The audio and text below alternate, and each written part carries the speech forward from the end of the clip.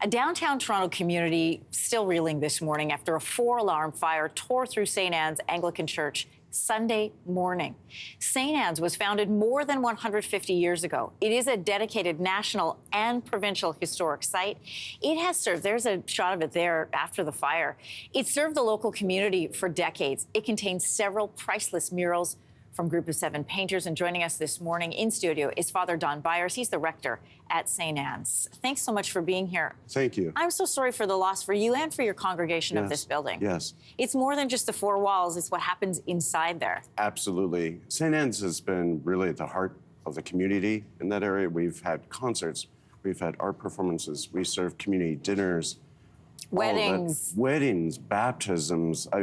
Everything you can imagine has taken place there. I'm looking at shots from inside here, and all of this. When was the last time you were there? And my understanding that this is all gone. Yeah, so I was last there on Saturday evening. We had an evening prayer service, beautiful musical tribute at the time. And really, honestly, the photos can't even fully depict the sheer beauty of that church inside. It was utterly beautiful and a national treasure, really. You found out via text on Sunday morning. Yes. This is before anybody had really showed up for services. Exactly. What was your reaction? I was in shock. I didn't think it was real. I got a text at 8:09. In fact, the person that texted me only saw smoke coming from that direction. I had no idea if it was us or not. All I could do is throw on some clothes and just run. And I ran right to the church, and to my shock, the dome at that point was already engulfed in flames. What was your thought when you saw the flames coming out of that building? I wanted to cry. I wanted to, in a way, almost collapse. But at that moment, I thought, I got to be here for my people. I got to be here for the community. So it was like a choice between the two. And at that moment, I knew I had to be there for them. And I don't know if adrenaline kicked in at that point, but you just do. You know, I'm thinking about the congregation, and you've got services coming up. But what are your plans for the congregation? So a couple of things are in place right now. Of course, right now we're really trying to support the congregation and the community. The church really did serve an important role in the community, so trying to provide support to them. We are going to continue with services. However, we're trying to determine where that will be next. A couple of churches have come forward. Oh, wonderful. I've even had a coffee shop down the street say I can use their cafe to make as my office, which I will be. We will look ahead to rebuilding and to working with everyone to say, how do we rebuild this? And how do we continue our great tradition of really being a church for the city, for the country, and a church that actually reflects Canadian history and culture for centuries to come. So I think that's really our next step forward. For believers, church isn't just necessarily the building, it's wherever you take that message, which you will continue to do. Can we talk about the cultural significance, the historic significance that was lost in these flames? Absolutely. So the artwork was done in 1923 by 3 members of the Group of Seven, or who became the Group of Seven. It was commissioned by one of my predecessors. In fact, you see one of the images there.